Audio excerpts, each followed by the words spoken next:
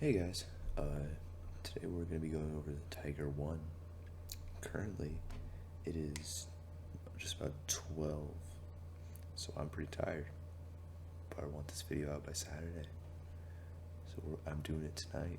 I could be playing War Thunder right now, or Hearts of Iron 4, but I'm doing it now, because I love you guys, and you guys are awesome. So, like I said, we're going to be going over the Tiger 1.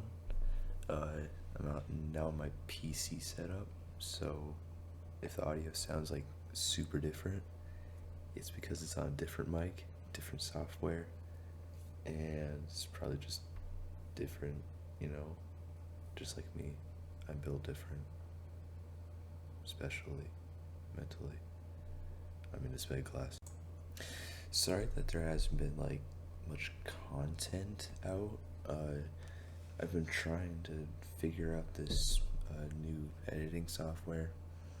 It's really complex, much more complex than what I was using. But yeah, hopefully I'll be able to figure this out and make these videos better. And another thing, I'm gonna try to get these not copyright struck, because the last Panther video got copyright struck. I'm pretty sure it did pretty good. I haven't checked on it in a while. Should do that now, probably. I just checked it, and we are at 950-ish views on that Panther video. So that's good. But we should probably get on with this. First off, I would like to say that the Tiger is one of the most feared tanks in armored fighting vehicle history. No other tank has ever really had the effect that the Tiger has on Allied crews, with Sherman crew members being terrified of fighting one of the things, and whenever they killed a tank, they kind of went, "That was a Tiger, definitely," even though it was a Panzer IV. With some of the later Pershings and stuff, they would kill stuff that is more than likely a Panzer IV, and say something like, "That was a Tiger," just to make it sound better, I guess. But the Tiger can be traced back to 1936 to 37 with early German tank designs, or heavy tank designs, which were really only around 30-ish tons, but the process was definitely sped up once Barbarossa happened, when Germany invaded the Soviet Union, and the puny little German medium tanks like the Panzer IV and the Panzer III, they just ran right into the KV-1 and 2s, and they just kind of went, "Oh crap, can't pen those things," Oh yeah, you can't really forget about this little tank called the T-34, which they still also could not pen. I mean, even the upgraded Panzer IIIs with long 50s couldn't really hurt them very badly, unless you're point blank, but most engagements were not actually super point blank, unless you in a T-34 situation, the movie. The movie by T-34 situation. Little cool little scene where they're shooting at each other through the buildings and stuff like that. I watched a movie in school. It was just a good movie, man. Watched it on YouTube. Just a good movie. Very good movie. But yeah, the Tiger came out in 1942. The first ones were put out on the line. Tiger H1s. They had these big, I think that was one just now on the screen, but you can tell that it's a Tiger H1 by its big, blocky, I guess, commander's cupola, and what else is there? I think that's mostly it. I think it has, also, you can tell by the external smoke launchers. Why is there a British tank in this footage? I don't know. But yeah, it's external smoke launchers. I know that they took off because if they were shot, they could like explode and detonate and put smoke all over the place, blinding the tank, which wouldn't be very awesome. But also, I'm pretty sure that the only Tiger 1, like Tiger 1 through 1, that the British have at the Tank Museum, pretty sure that's a Tiger H1. But the second production version was the Tiger E, or that's what's referred to as.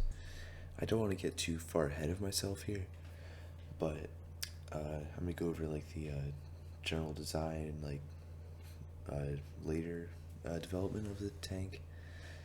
The like original requirements for the tank that was decided in May 1941 to 42.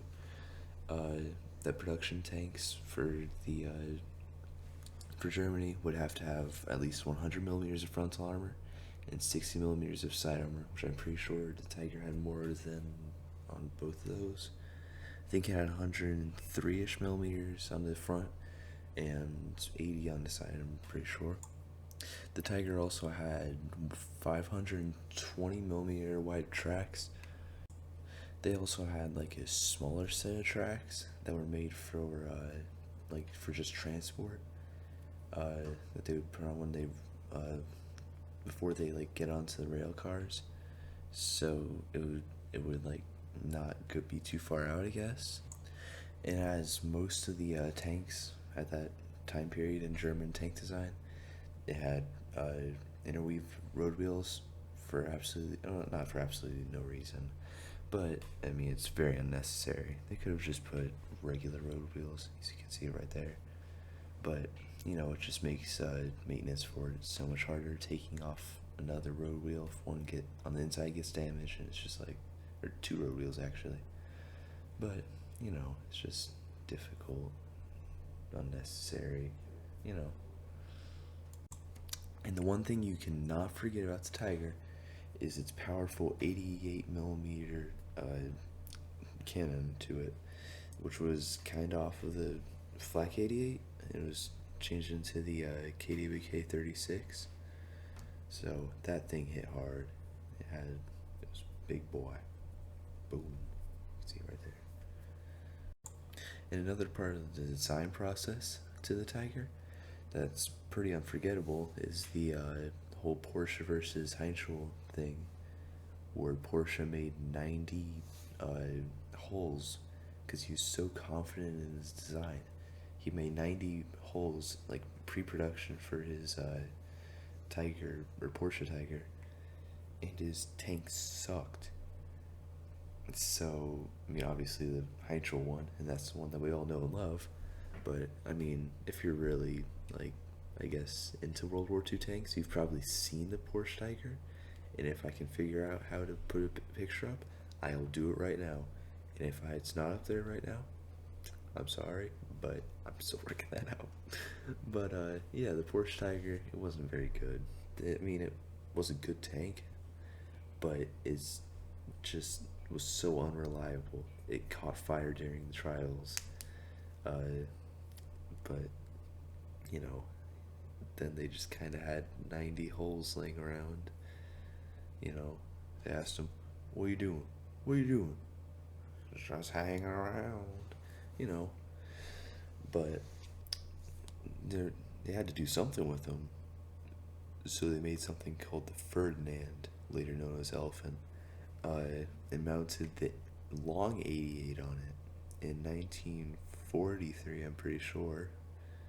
I'll do a whole other video on the Ferdinand eventually, just like I say about a lot of things. But yeah, they mounted a long 88, gave it a bunch of armor, and it was still unreliable because they didn't change anything about the engine or anything like that. W Porsche. Their cars are cool though. I want a Porsche 911. Even though I'll never get it. Unless I get rich someday. Or this YouTube career like really takes off. Which I don't think it will. I'm just gonna be making these throughout high school. For fun, honestly. In May 1942, Hitler, you know, watched the Tiger 2H drive around because the Porsche 1 couldn't. And he went, "Pretty good, man, pretty good." these things are pretty cool. Why don't we make some of them and put them on the front?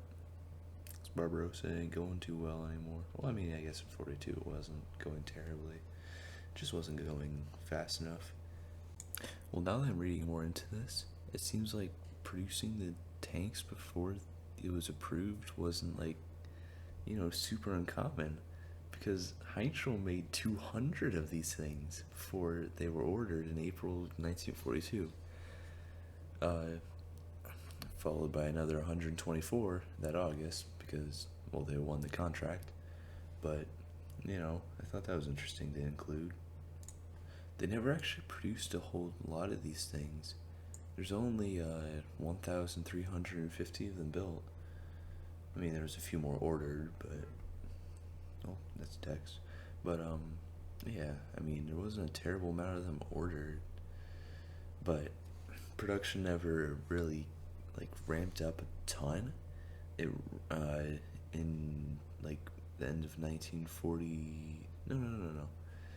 In April and May 1944, Tiger production reached a peak of 104 in April and 100 in May, respectively, as according to Tanks Encyclopedia. Which isn't bad. I'm sure they were producing a ton more Panzer IVs than that, but 88 go boom. The last of Tiger production was in August 1944, when they were phased out in favor of the Tiger II, which will be, I think, the next video. I'm not sure on that, so don't quote me. But I mean, at least the Panzer series. I'm gonna do a few other videos in between. But yeah, the Tiger II phased out the Tiger in August 1944. The production of the Tiger was messed up, by Allied bombing, because everything was. Oh, another text. But Allied bombing kind of poo-poos on everything. Life of Germany. As I read through the amazing Tanks Encyclopedia model, or not model, sorry, I was working on models earlier, but as I read through the Tanks Encyclopedia article on the Tiger, there's a bunch of different stuff about production stuff like that. So I'm not going to bore you guys with all of that, but if you want to read it, I'll have it linked in the description if I remember to, and I'm pretty sure I will. Yes. But now on to the crew. The crew had 5 people. There was a gunner, loader, commander, all in the turret, and then a radio operator, whole machine gun operator, and then there was a driver, obviously. But yeah, pretty simple layout. Driver was front left, whole machine gunner, radio operator was right. Pretty sure if I remember right, the commander was left of the turret. Loader was to the right, and then I think the gunner was right in front of the commander. Early Tigers had the HL-210, which was a V12, but made by Maybach. Ran 650 horsepower at 3,000 RPMs. That's like around a Hellcat-ish, around there. Same as the Porsche Tiger earlier. If I can figure it out, I'll put a picture up right now of the Hellcat. Later in the Tiger's production, it received the HL-230, which is another Maybach engine, V12, 23 liter, wow. And it got up to 700 horsepower, probably at also 3,000 RPM, being the same as the other one. Throughout the Tiger's production, there was many small little changes, but I mean, there's like different tracks and different types of welding to keep water out or something like that, like the requirement for that to be removed. But I mean, other than like heating and stuff like that, which was removed later because of a fire risk, other than that, there wasn't too much change in early Tigers. The main big change was like later into production, they had the different little turret commander cupolas. I'm sure you'll see one eventually on the footage. But I mean, that was really the only change, like the big change. It was like obviously field modifications and stuff like that that crews did to their tanks. Oh, also Zimmerman. They put Zimmerman on their on like the middle production ones. Later in the war, they just kind of got rid of them because it was really obviously unnecessary. It was just kind of stupid to have it on, you know? Why would you put something on your tank that's like for your own, that's designed to stop your own stuff? I mean, I know the Russians had some magnetic mines, but nothing big enough really, you know? And it adds like multiple more work hours into building the tank. Not really necessary for what, or not really needed for the payout that you get, you know? According to Tanks Encyclopedia, the first units to be equipped with Tigers was the first company of, I don't know how to pronounce that, 502, which received 4 vehicles in August 1942 while serving near Leningrad.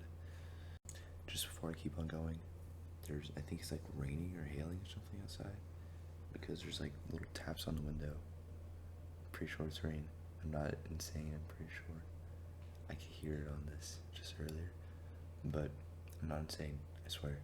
There's taps on, not tap, like rain hitting the window. So if you hear that, that's what it is.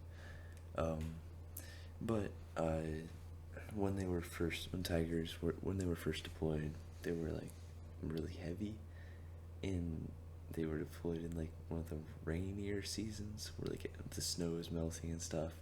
So there's a bunch of mud and all that. So, you know, they kind of sunk into the ground, and kind of made them a pretty easy target for anti-tank guns and other tanks. So, you know, even though they couldn't pen the Tigers, because 100 millimeters is still 100 millimeters, even if it's bogged down. It, you know, muds really didn't seem to like them. Despite not operating more than 7 Tigers at a time, they accounted for nearly a quarter of Soviet tank losses in the Operation Citadel, or Kursk, which is very interesting. I thought that was a cool stat. I just wanted to share it with you guys. I'm going to try to finish up this video pretty soon. And it's getting pretty long. One of my longer videos, I'm pretty sure. But thank you guys for watching. I'm pretty sure I hit everything I needed to do. Let me scroll through this real quick. But thank you guys for subscribing. I think we hit 20 subscribers. That's pretty good. But yeah. Next I'm gonna do some iceberg or something like that. Either just a general tank iceberg or foreign service. Oh, probably Hungary and stuff like that. Sorry. But yeah. I'm gonna do some sort of iceberg, I'm pretty sure. Sounds pretty interesting. But yeah, thank you guys for watching.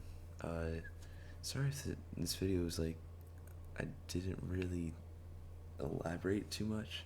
I'm trying to like make the videos funner for me to make and for you guys to like listen to, rather than me like rattling off just facts about the tank, you know. But thank you for watching, guys. If you've watched it this far and you've enjoyed it, please subscribe. It is now 12:54, so I should probably be sleeping right now, but I'm doing this. But thanks for watching, guys. Make sure to subscribe and like the video, and join the Discord server in the description.